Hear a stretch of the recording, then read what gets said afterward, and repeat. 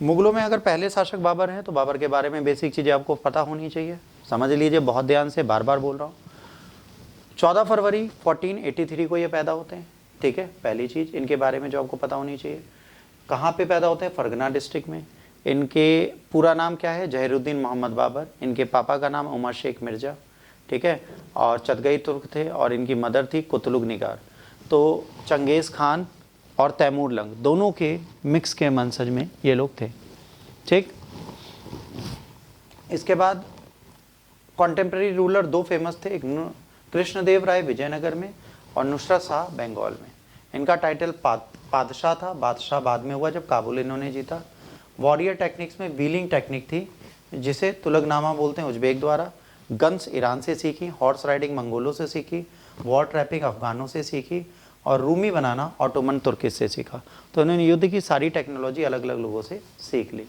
इनकी डेथ होती है 26 दिसंबर को, कहाँ पे होती है, 1530 में। बाबर नामा के अनुसार इनकी डेथ इस टाइम पे होती है। हुमायूं नामा गुलबदम बेगम लिखती हैं, डॉटर ऑफ बाबर हैं।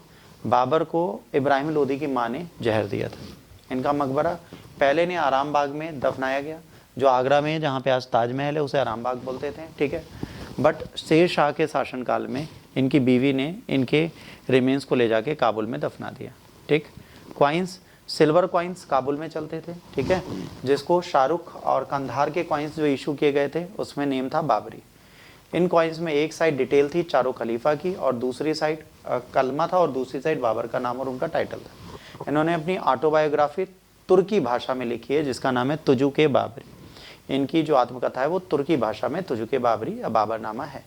इसको पर्शियन में ट्रांसलेट किया था किसने, पायंदा खान ने, अकबर के काल में। याद रखिए, ये वास्तविकता में तुर्की भाषा में लिखी है, इसे फारसी भाषा में ट्रांसलेट अकबर के टाइम पे पायंदा खान करते, ठीक। 1590 में अब्दुल रहीम खाने खाना बाबरनामा को, ठीक है, फिर से ट्रांसलेट करते हैं। देखिए, पर्शियन में ट्रांसलेट करते हैं कौन, पायंदन खान अकबर के रीजन में। 1590 में अब्दुल रहीम खाना भी इसे ट्रांसलेट करते हैं बाबरनामा को पर्शियन में। तो 2 बार पर्शियन में ट्रांसलेट हुई है। बाबरनामा जो पर्शियन भाषा वाली है उसको इंग्लिश में ट्रांसलेट करते हैं कौन, लैडेन, ठीक है, एस्करिन और एक्लिन। मतलब जो इन दोनों ने पर्शियन में ट्रांसलेट की थी उसको पढ़कर इंग्लिश में ट्रांसलेट करते हैं। और मिस है ना बेवरेज होती हैं, जो ओरिजिनल बाबरनामा तर्किश में थी, तुर्की भाषा में, उस टर्किश भाषा को उठा के उसे इंग्लिश में ट्रांसलेट करती हैं। कब करती हैं, यहाँ पे 1500 होना चाहिए या 1905 होना चाहिए, थोड़ा गलत लिख दिया गया, इसको ध्यान रखिएगा, 1905 होगा, ठीक। अब यहाँ पर 2 चीज़ें आई। पहली क्या आई, पहली आई कि जो बाबरनामा है हमारी, ठीक है, बाबरनामा एक पर्शियन में, एक तुर्की भाषा में। तुर्की भाषा में ट्रांसलेट किया 2 लोगों ने, एक किया किसने, पायंदा खान ने, और दूसरा किया अब्दुल रहीम खाना ने। अंग्रेजों ने पर्शियन से इंग्लिश में ट्रांसलेशन बाबरनामा का पहले किया है, और 1905 में तर्किश से इंग्लिश में ट्रांसलेशन किया गया है। बाबर ने कंपाइल किया रसल ए असज, जिसे खते बाबरी बोलते है ना। बाबर की एक और पुस्तक है जिसका नाम है रिसल ए अरज, मतलब खते बाबरी। जो बाबर ने खत लिखे थे उनके बारे में यहाँ पर सारी चीज़ें लिखी हुई हैं। ये रूलर थे फरगना के, ठीक है। इनको डिफीट किया सैबनी खान ने, उज्बेक रूलर थे। इसके बाद इन्होंने काबुल को कैप्चर किया 1504 में, और फिर डिसाइड किया भारत पे अटैक करेंगे। पहले इन्होंने बाजौर पंजाब को जीता, और 5वां इनका आक्रमण था इब्राहिम लोदी के खिलाफ, ठीक है, 1526 में। दौलत खान लोधी गवर्नर थे पंजाब के, उन्होंने बाबर के साथ मिलकर षड्यंत्र रचा और कहा कि तुम इंडिया में अटैक करो। राणा सागा ने भी इनका साथ दिया और बाबर को इनवाइट किया। इन लोगों को लगा बाबर जब आएगा तो इनको हटाने के बाद दौलत खान लोधी को गद्दी दे देगा, ठीक है। बट जब ये आते हैं तो इनको सपोर्ट मिलता है, बाबर आ जाते हैं। ये आते हैं व्हीलिंग टेक्निक्स लेके, ठीक है, और रूमी लेके, ऑटोमन तुर्क्स द्वारा यूज़ होता था। पानीपत की पहली बार लार्ज स्केल में तोप का प्रयोग होता है नॉर्थ इंडिया में, ठीक है। और कहा जाता है बाबर के जीतने में सबसे बड़ा योगदान किसने दिया, घुड़सवार सेना ने इनकी। बाबर इसके बाद, इस बैटल को जीतने के बाद खानवा में राणा सांगा को हराते हैं। इसके बाद चंदेरी होता है, बाबर अफगान को हराते हैं बैटल ऑफ घाघरा में, ठीक है। ये बहुत बड़े स्कॉलर होते हैं चतगई तुर्किश लैंग्वेज के, बाबरनामा ये लिखते हैं तुजुके बाबरी तुर्की भाषा में। ये मुबियान स्टाइल में पर्शियन पोएम्स लिखते हैं। ये वालादियन रायसाला शेख उदिबुल्ला होते हैं जो इनके वर्सिफाइड वर्जन्स को लिखते हैं। इसके बाद 6 मार्च 1508 को काबुल में, ठीक है, हुमायूं पैदा होंगे। अब अगले शासक कौन है? हुमायूं। जब बाबर मर गए 1530 में तो उसके बाद हुमायूं आए। 6 मार्च 1508 को काबुल में पैदा होंगे। इनका पूरा नाम था नसीरुद्दीन मोहम्मद, ठीक है, निक नेम था हुमायूं। बाबर पिता थे, माता थी महाम बेगम, यही है महामंगा बनेंगी बाद में, ठीक है। हुमा ब्रदर अस्करी, ठीक है, कामरान, ठीक है, जो गुलरुखी के थे और गुलरुखी बेगम के थे भाई बेटे, और हिंदाल जो थे वो दिलदार अगाची के थे। इन्होंने खुद को कॉरोनेट किया 30 दिसंबर 1530 को बिना किसी अपोज के। इन्होंने दीन पन्ना शहर दिल्ली में इस्टेब्लिश किया, है ना। इन्होंने चैलेंज 2 क्वार्टर में देखे, एक इंटरनल एक एक्सटर्नल। इंटरनल इनके भाइयों का था, एक्सटर्नल बहादुर शाह और शेर शाह सूरी का था। हुमायूं ने मोहम्मद लोदी को दुरहा में 1530 में हराया। बैटल ऑफ चुनार में शेर शाह ने नॉमिनल सबसेशन दिया। इसके बाद इन्होंने बहादुर शाह को गुजरात में हराया। हुमायूं को शेर शाह सूरी ने चौसा की बैटल में 1539 में हराया। फाइनली दिल्ली में फिर से एक बैटल होती है, दिल्ली के पास कन्नौज में, बिलग्राम की 1540 में, जहाँ से शेर शाह इनको साम्राज्य को कैप्चर करते हैं और हुमायूं एक्साइल में चले जाते हैं। हुमायूं के शासनकाल को 2 भागों में बांटा जाता है। पहला 1530 से 1540, दूसरा फेज आता है बेटा 1555 से 1556। अपने एग्जाइल में ये अमरकोट राणा वीरसाल के प्लेस में जाते हैं, जहाँ पर, ठीक है, इनकी जो वाइफ होती हैं वो एक सुंदर से सुपुत्र को जन्म देती हैं।